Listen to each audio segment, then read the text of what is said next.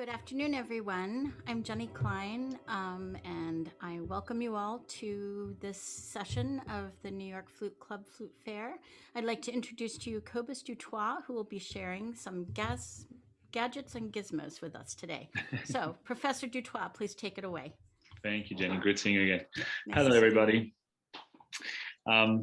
This is a nice small group, so if you want to turn on your video, it can all be interactive.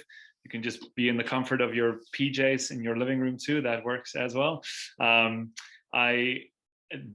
way I usually do this class is that I take questions at any time.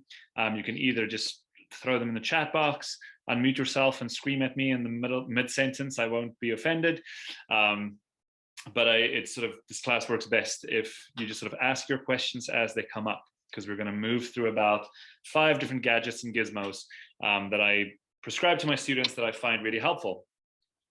So I came up with the idea for this class when the pandemic started, because it's hard enough I find for my students to keep track of everything that's happening in their body kinesthetically when they're playing, with somebody in the room looking out for them.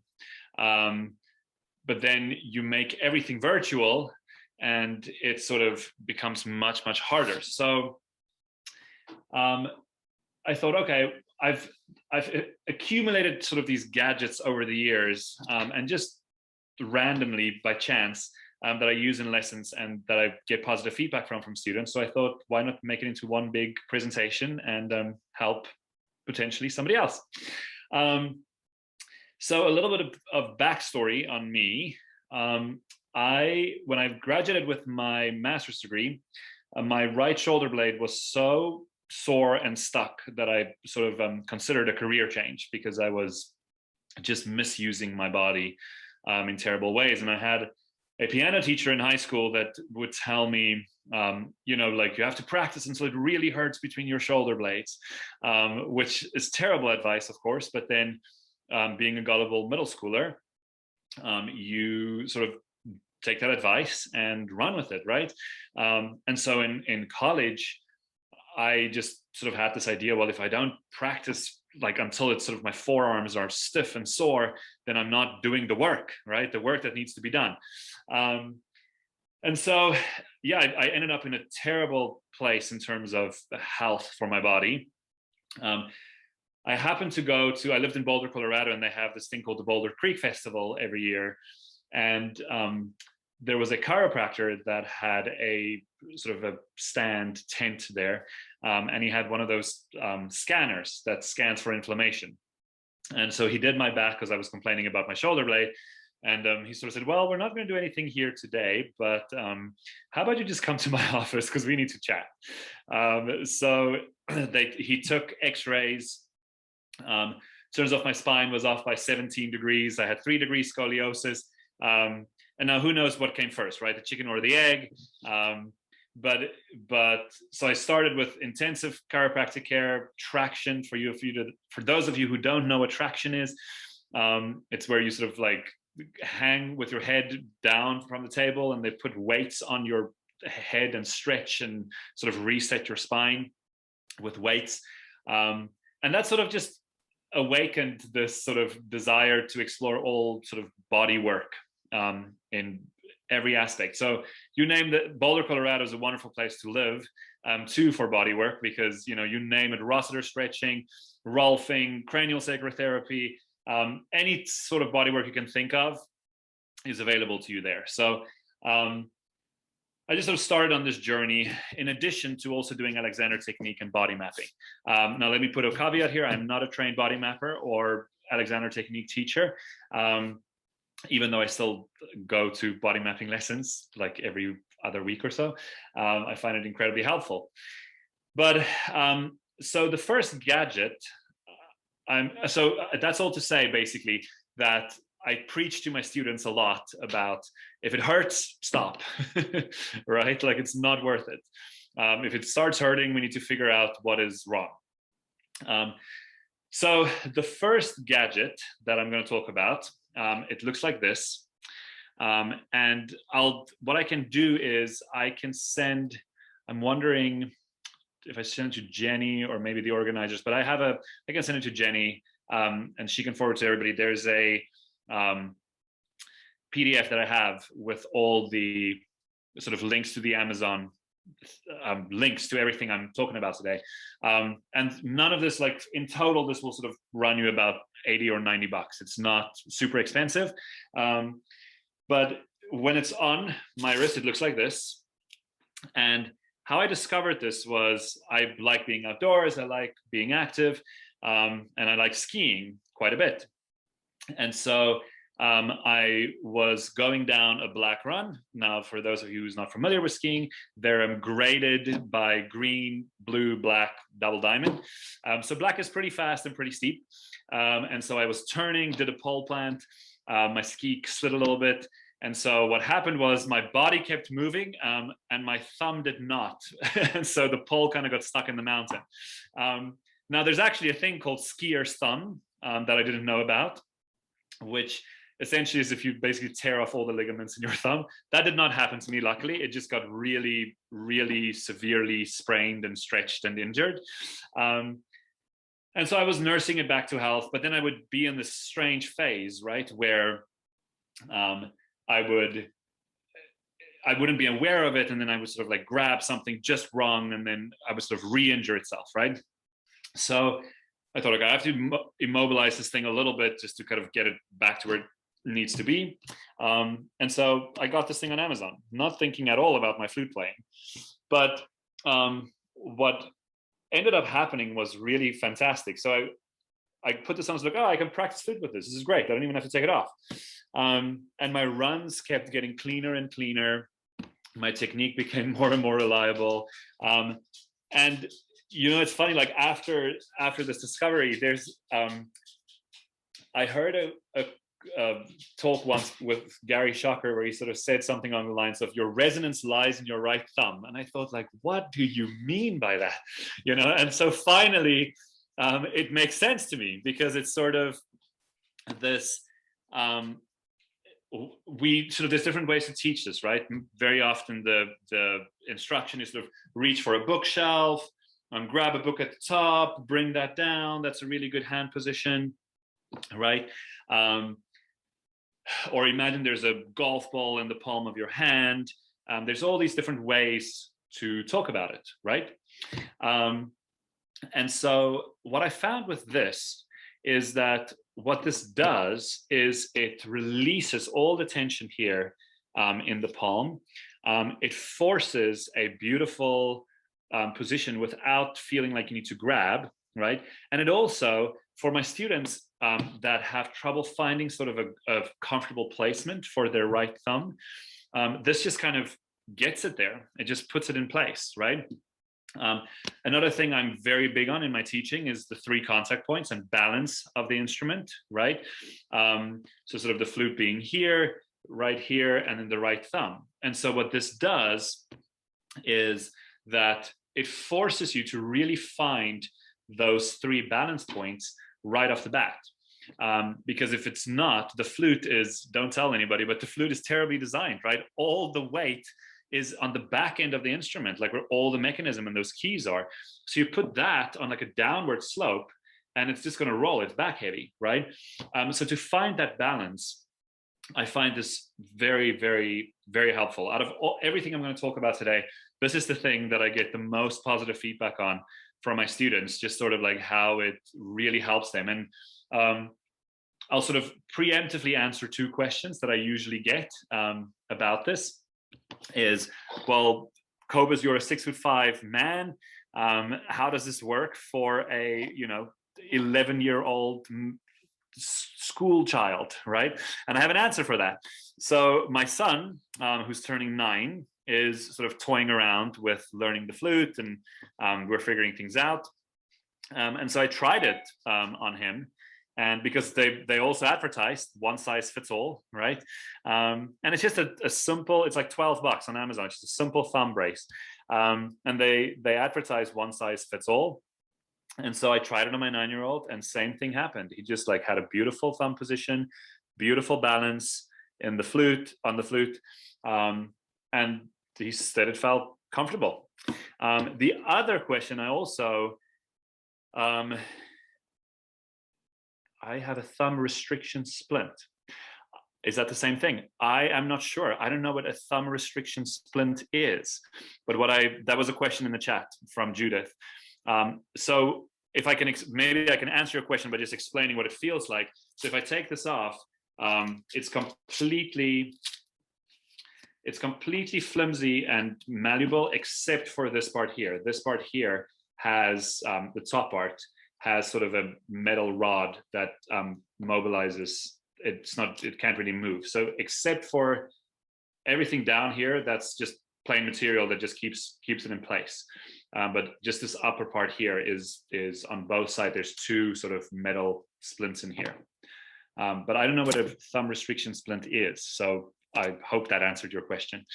Good. The other question I also get about this usually is the thumb port.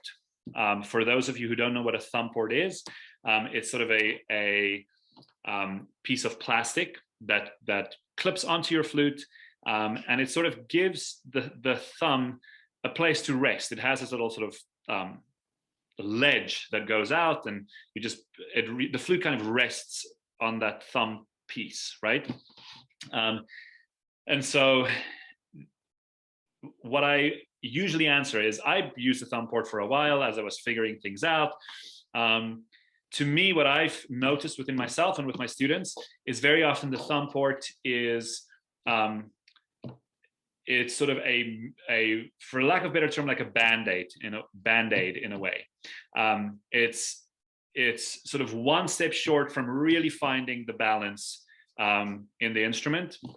Also, very often people use thumb ports because they're unwilling to change the relationship with their head joint to the body, like how far they're rolled in or out. So if very often I find with students that come to me in their freshman year, they feel like they need a thumb port because their teacher or their tutor in band told them the head joint has to be set up like this. Where if you look at my setup, my head joint is rolled in pretty far because I have huge hands. So that's the only way where I can really let the instruments balance. And so that's sort of where I sort of go to with that. But if a thumb port really helps you, I don't think there's any harm in it. For me, it's just I'm the type of guy that also stops 4 times on the way to the gig to check that I put the flute back in its case. So it's just yet another thing that I can forget. And so I just like keeping it simple and just sort of relying purely on the balance of the instrument. Do we have any questions about the thumb brace before we move on? Great. Okay. The next thing I want to talk about, also available on Amazon, it's called yoga sandbags. And they look like this. You get them in packs of 2. And you fill them, they've got a bladder on the inside, you fill them with sand or rice. I just figured if something were to go wrong, rice is easier to vacuum up than sand. But what's also great about this is you determine the weight, you determine how thick or thin or heavy or light you want to have it. At a certain point, it loses its flexibility. So you can only fill it that, and I kind of have it filled up to its maximum where it sort of stays nice and flexible. And I would say this is like maybe a pound and a half at most, right? It's not heavy at all, which makes it perfect for what I use it for. I discovered this, I went to a yoga class so here in Massachusetts. There's a great yoga teacher that specializes in people with scoliosis. And so I went to a session with her and she used these things with me. And I thought like I had a instantaneous light bulb moment, because if you've ever been to an Alexander Technique class or so, there's a lot of sort of this guidance going on by the instructor, right? It's just sort of like placing something somewhere, just making you aware of a certain area of your body. To me, this is a great, this is exactly what this does. And I use this in different ways. It's great that it comes in groups of 2. The first way I use it is for The shoulder shruggers. So for the students, that sort of when they inhale and they go, right, when everything lifts, right, I just throw this on there in lessons like that. And it's not heavy. It's not that it sort of forces them into place. All it does is it just gives them a nice sense of awareness of, oh, just remember your shoulders. It's not uncomfortable. It's not heavy. It's just like a warm hug in a way. The other way that I use it is for sort of the phoenixes, right, that like to take flight when they play. So the elbows come up, right? So what do? I just throw it in here. And you just play. Again, it's not heavy. It's not that it's going to make a student fatigued. It's just a gentle reminder. For somebody like myself, I'm very sort of tension prone on the left side. Everything sort of contracts here. So I do one in the elbow and one on the shoulder when I play. And it just really helps me stay aware that my left side needs to stay open and relaxed. Good. All right. Any questions about the yoga sandbags? We're going to have some fun in the end. You'll see how this all comes together. Okay. Good. The next thing I'm going to talk about is, you can find this on Amazon too, or your local Dollar General or dollar store. It's a pool noodle. Perfect time of year to get this. Now, as you can see, it's sort of empty on the inside. And so I use this for a few different things. The one is, most of you have probably seen this, the breath builder, right? Where the concept here is it promotes airflow, promotes warm air, open throat, keep the ball up in the air. Great. This thing costs, I don't know, $20, $25. This thing costs $1. You could do the same thing with this, I have found. So if you put your one hand on the one end, put your aperture or your ellipse on the other end. If you blow with cold air, and a sort of closed throat and a fast airstream, you barely feel anything on the other side of the noodle. The air is not coming through. If you open up, warm air, open throat, like you're fogging up a mirror, your hand will get very sticky and sweaty very soon. So it's just a great way, even just to start a lesson, I found, to just sort of get rid of built up tension that happened during that day, is just while my students bring their own noodles, but just bring a noodle, just for a minute or two. It just drains all excess tension, slows down the heart rate, gets you sort of in a nice frame of mind to start a lesson. Okay, that's number one. Number two, I use it for what I call my linebackers, where it's sort of you like brace for impact, and it's like everything is so tight here, and there's no space in the armpits, and everything is just so tight, right? So this, as you can see, it has a natural curvature. So I just throw it in under the armpits. And because it has the natural curvature, it sort of presses against the arms by itself. It's not going to go anywhere. Now, it gives you great feedback, because if you squeeze, if you really push, if you're the linebacker, it actually starts to become uncomfortable, right? It's like, because there's something in the way, right? If you turn into a phoenix, the pool noodle is going to fall, right? It's going to go away. So it's just a great tool, I find, to have it in there. You don't have to squeeze it. It holds itself in place. You just play. And as you're inhaling and exhaling, it just really gives a chance for those intercostal muscles to do the work. Your rib cage just expands naturally and contracts as it should. Good. Any questions about that? Good. All right. I had a question. Hi. Absolutely. When you're using the pull noodle, I mean, I don't know how it would actually stay when I'm playing. Is it supposed to fall, or is it supposed to stay there just naturally, or?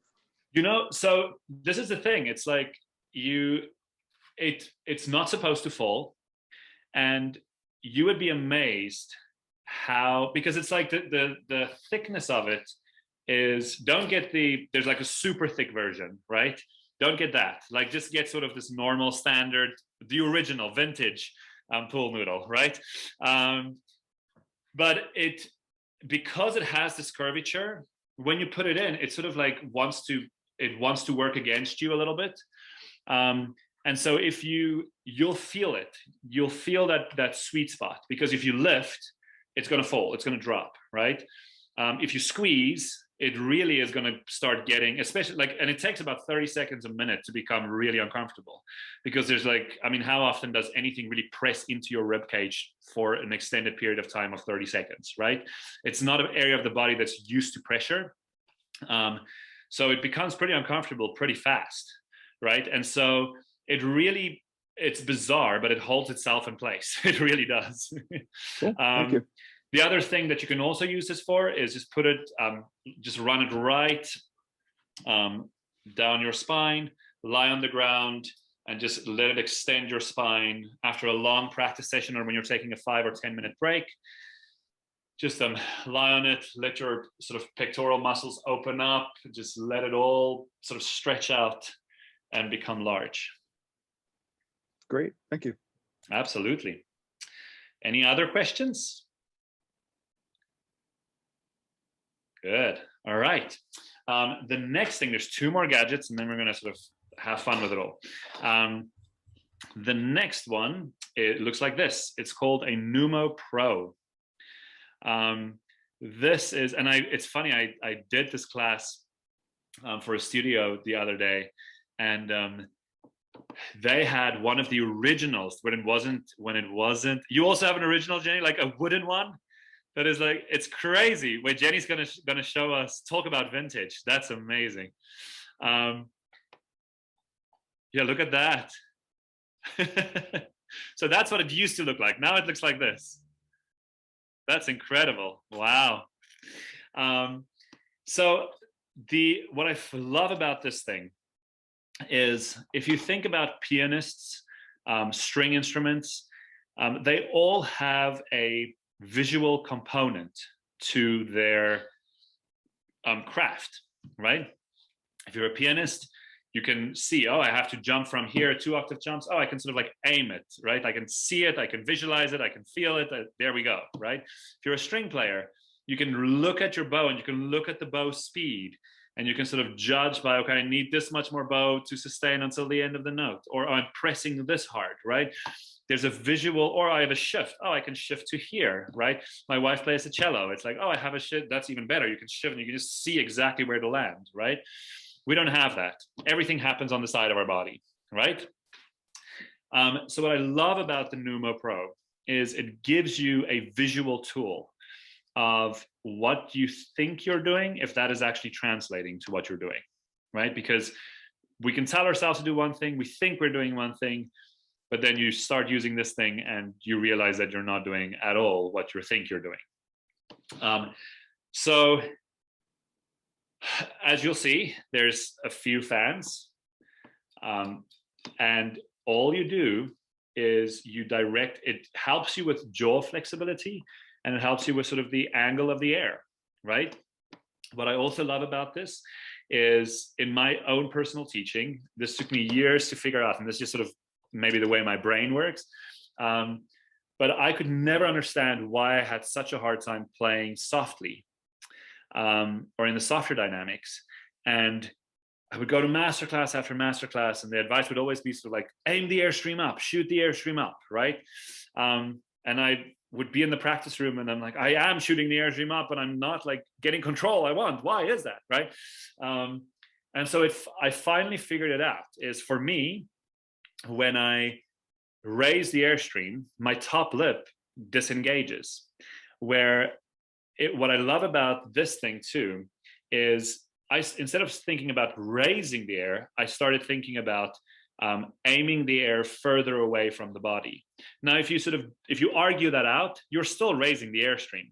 But the big difference is if I'm aiming further away from the body, my top lip stays engaged. And what I love about this is if you look at the distance here, right? So the green fan is here. Now, if I raise the airstream and I go to yellow, I basically moved the airstream further away. Did I raise the airstream? Sure. But it's just sort of also a much more visual, stimulating cue for me to just sort of think about distance rather than up. Now, what are the things that you can use this with, right? But the great thing is it fits into any flute. So you can play it, any student can use it. I sort of use the general guideline. There is a whole method developed that Kathy Blocky developed around this. I kind of just use, as a general rule of thumb, green low register, red middle register, yellow third octave. And I just kind of move through that. And then of course, dynamics, different dynamics come into play, and sort of that affects which fan I'm aiming for. But if two fans are spinning at once, unless you want to play with multiphonics, that's a great cue, because it can show you, oh, my airstream is not as focused as I thought it was. Why are two fans spinning and not just one? So it really teaches you focus of airstream. Especially if you're having problems with a technical passage, you pop this into the flute, you move through the fingering passage, and like 9 times out of 10 with my students, the fans almost completely stop spinning, right? Because all the mental energy goes towards how the fingers should be moving, and not like how the airstream should govern the sound, right? I use this for Flutter Tongue. If a student is having a really hard time getting Flutter Tongue going, if it's not moving through, it's not going to spin, right? If a student has a very small sound and I want to beef up their sound, this fan is like barely moving, right? So we can talk about volume of air and how to get volume out of it. Double tonguing. Student sounds great, but their double tonguing doesn't feel secure. It feels like it's always falling apart. Stick this thing in. They play with double tongue. All of a sudden, the fan of the speed like halves, right? So it's really, or tapers. Students are having trouble with tapers, keeping the pitch up, or it cracks down. Put this thing in. I'd say to them, okay, well, how about you go from red fan at the end of it, move the airstream up to yellow. And then they see, oh, actually it's going down to green instead of up to yellow, right? So it's a great, great, great visual tool to just really see what you think you're doing, if it is actually translating. The other thing that I'm also realizing, the more and more I use this, is that students think they're blowing down. They don't know what blowing down means. If you like get that bottom fan to spin for the first time, they look at me with sort of eyes the size of, I don't know what the expression is, saucers, right? Is that the expression? Because they're just sort of like, wait, I have to do that? Are you sure about this? You know? Great, so there's a question in the chat box. How do you spell it? It is tricky. There you go, Numo Pro. And out of everything I'm talking about today, this is the most expensive. I think it's around $35 or $40. But it's honestly well worth it, I promise you. $30, great. Yeah, this is great that I had like 2 people that had the vintage wooden one. That's incredible. All right, any questions about that before I move on to the next one? I do have another question, if I may. Yes, absolutely. About that. In addition to airflow, do you feel like it helps with the embouchure? I don't play every day. And so as I'm getting a little older now, I am actually noticing a change in my embouchure. Sure. And it's becoming offset. Does that help with the muscles as well, like with the focus and stuff? Absolutely. And let me tell you how I use it. So we're all in unique circumstances this past year, right? Mm-hmm. I'm homeschooling my third grader in the day, and then sort of my wife comes home from work, and then I get to do my work, but by the time I get to practicing, like both my kids are in bed, and so what I do often, if I didn't get enough practicing in the day, I stick this in my flute, and I practice in front of a mirror, and I sort of would just look up every once in a while to sort of, I would sort of tell myself, okay, I think I should be in the yellow zone right now. Let's look up and see if I am in the yellow zone, right? And then sometimes I am, sometimes I'm not. And very often, actually, when I practice with this, without sort of like using the head joint to go back to check the following day, or that same practice session, the following day, the problem actually progressed, or I made progress with the problem much more than I usually would if I were just to sort of like hammer it out with a regular head joint over and over and over. Because what I love about this is there's no audio feedback, right? Except the fan whizzing in your ears. And so what I find with myself and with students often is you ask them to do something, they do it once, and they sort of immediately reject the idea because they don't sound the way that they're used to sounding, right? It's like, oh no, that made my sound airy, like that can't be right? Where if you practice with this thing for 20 minutes, a passage, and you like just zone in where that airstream has to be, you're making sure one fan is spinning at a time, you're not spreading the airstream. By the time you actually go back to your head joint, that sort of like awkward phase where it's like it doesn't sound good, that sort of like sort of establishing the new habit phase, that was all happening without you actually hearing the terrible part of it, right? So then when you come back to it, I find that it's super, super helpful. Brilliant, thank you. Absolutely. Great. Any other questions? All right, final gadget of the day is this thing. Now, no, it's not a UFO flying saucer. It is a balance board.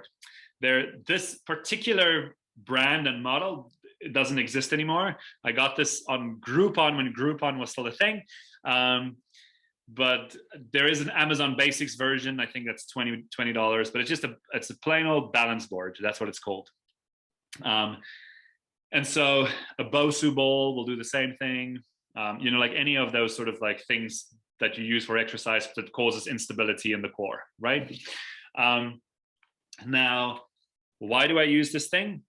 Is that I noticed in myself and in students that this word support is so overused and diluted and confused. And, for years and years, it was like, engage the diaphragm, and then it turns out like you can't because it's an involuntary muscle, and then it was like tighten the abs, but then that just makes everything stiff. And like engaging the core is one of the hardest concepts to teach, right? Because it is also such a kinesthetic feeling. And so that is where this balance board comes in, is that inherent instability forces you to just really engage the entire breathing apparatus, engage the entire core in a natural way the body wants to do it, not in a way that feels sort of like me prodding and poking at people's abdominal muscles with a stick, or like I've seen like bizarre things in classes before, right? And so it's just great because I don't have to talk about support really at all. I just say, oh, it sounds like a little bit like your sound is not supported. Let's go on the balance board and let's see what difference that makes, and especially for students that like to lock their knees and sort of shove the pelvis forward and really over tighten in their lower back. This is a great tool, because if you get one of those things and you lock your knees, you are not going to feel very stable at all, right? And so it just really promotes that natural hinging from the hips that we're sort of all designed and built to do, right? Now, I wouldn't recommend getting on the balance board with your flute right off the bat. Because I don't want you to like smash your $15,000 flute on your coffee table. But so just when you get it, just hang out, watch a Netflix show, do whatever, wash your dishes, whatever you want to do. But just get used to that feeling. Yes, so it's kind of there's a question in the chat box, how about playing while sitting on a balance ball? It's kind of the same thing, absolutely. I guess I use this more because in sort of my professional role or world, I do more solo performing where I'm standing up. And my students also they play in ensembles, of course, but also we're preparing solo recitals. And but yes, absolutely, the balance ball that's sort of unstable, kind of the same thing. Yeah. So it just really helps you to teach and feel support without having to talk it to death and the students still being super confused about what you actually mean. Good. So now at UMass Amherst, it's really funny because we have our studio doors, it's see-through. We have sort of these big glass panels so that you can see into. And so people just crack up when they walk past the flute studio because it does look like we're joining Cirque du Soleil post-graduation. So let me show you guys what sort of how I use this all in lessons. So we start with the thumb brace, of course, right?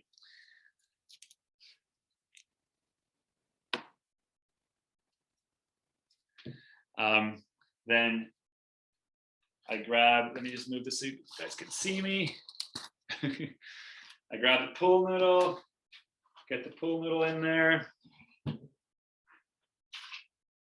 I told you guys that I'm sort of like, my left side of my shoulder really sort of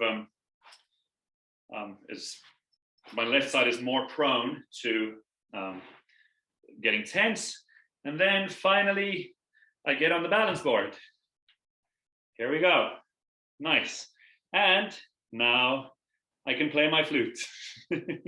I know I look ridiculous. I am fully aware of that, and I'm fully willing to admit that this looks ridiculous, right? But what's so great about this is how many times in a lesson do you give instruction, or have you been in a lesson where you're given instruction and you say, let's say it's about breathing, for instance, right? Or about your left shoulder. And you maybe make it to breath, if we're being generous, breath 4, right? And then after breath 4, we're back to old ways, right? There's just too much to keep track of. So this was part of the idea for this class, and why I'm sort of like asking my students to buy all these things, because this is it's not invasive, but it's guiding, and it gives you constant kinesthetic feedback. So by the time you get to breath 6 or 7, when your brain tends to wander to the other things, it forces you to come back to what you need to work on over and over and over, without having to stop giving the instruction again, or stop, oh, I did it again, right? And so in that way too, I'm noticing in my students that the level of what's the word I'm looking for? Somebody help me. This sort of like, oh, why can't I get this? Oh, I'm so like, you've told me 5 times. Why can't I do this? Like that, whatever that word is,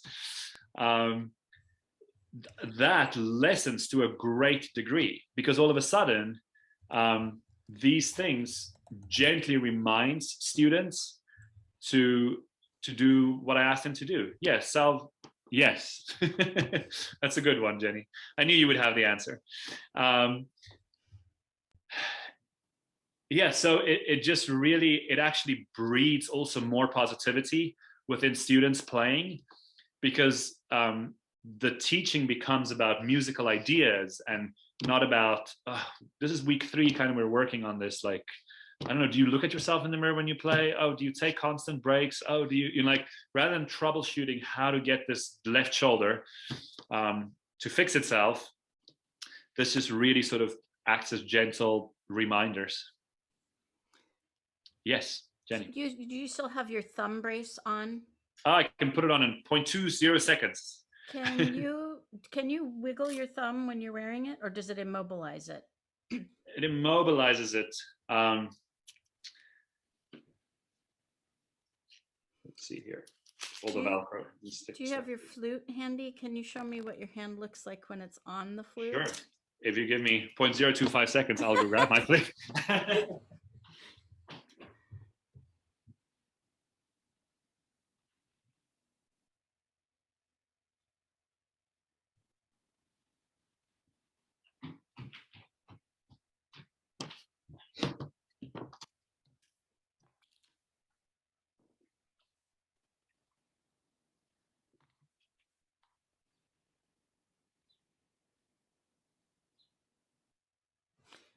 And there's a question from Lily. She wants you to show how the Numo Pro works with the flute. Absolutely. So.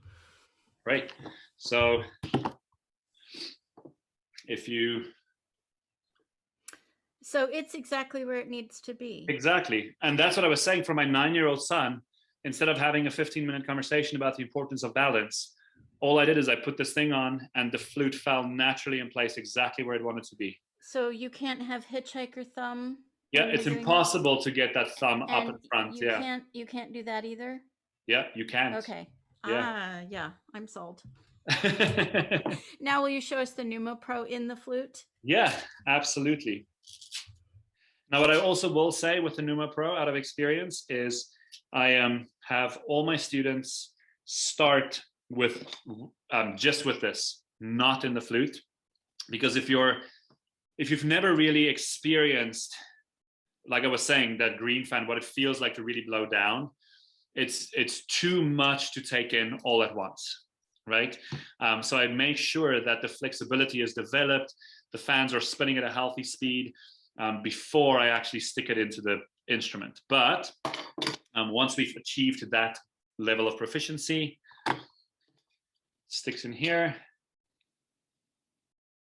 And I have a very, very small barrel, and it still goes in. I have a very, very small barrel. Yeah, and what's also great about the Numo Pro is it has, if you look really closely, it has this little black platform, right? And you can stick like a penny or something on there. And the reason for this is, again, how many times do you have to say as a teacher, don't roll in, don't roll in? You put the penny on, the moment you roll in, it becomes a fun game, right? The moment you roll in, the penny's going to fall off. So it forces that other habitual behavior of the rolling in, it just fixes that naturally. So this just fits in, and I would just, let's say I play D major.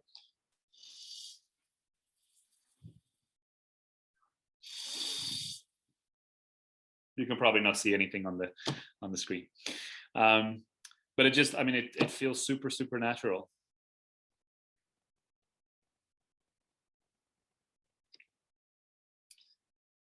Great, we have about 7 minutes for questions. So if anybody else has questions, feel free to ask them now.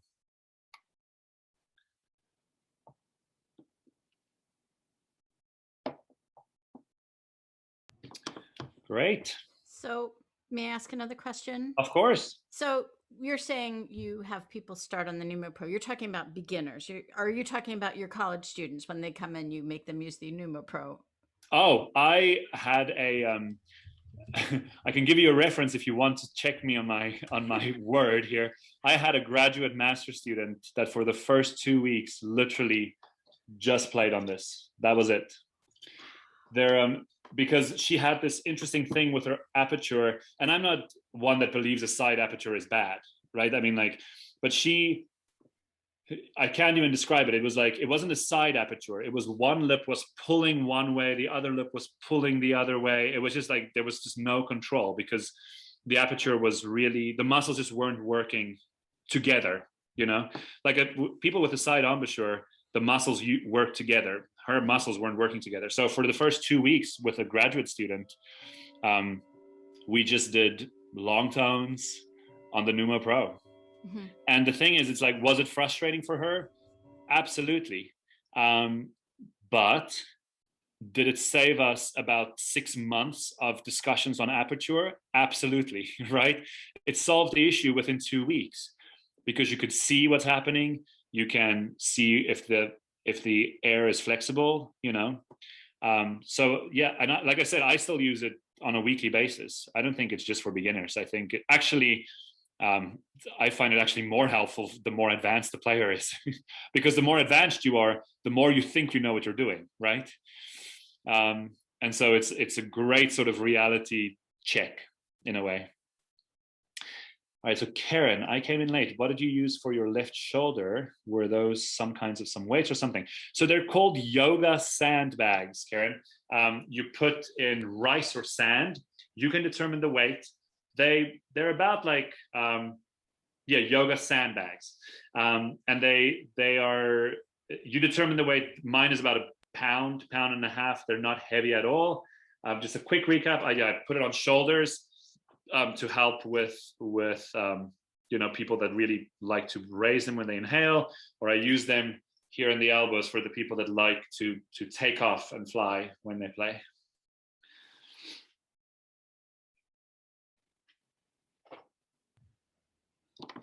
Yes, Jenny. So you said you had maybe a PDF or a list of links. Would you be able to put that in the chat? Do you have it handy, or how will we get it to the people who are interested in more information? You know, I do have it. If you give me a second, I can post all the links in the chat box. If you just give me one. And those of you, if you're able to just copy them and you can save them somewhere on, you know, in a memo or something on your computer, you can just, because the chat disappears after we end. Oh yeah, that's true. All right. This is a copy and paste job here, so let's hope it works. Not yet. Let's see. And luckily there's only 5, so it should go quickly.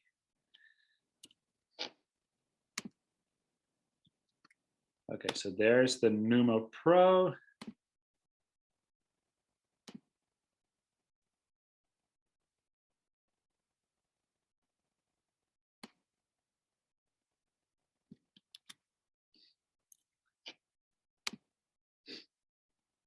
Oh wait, I just sent that to you directly.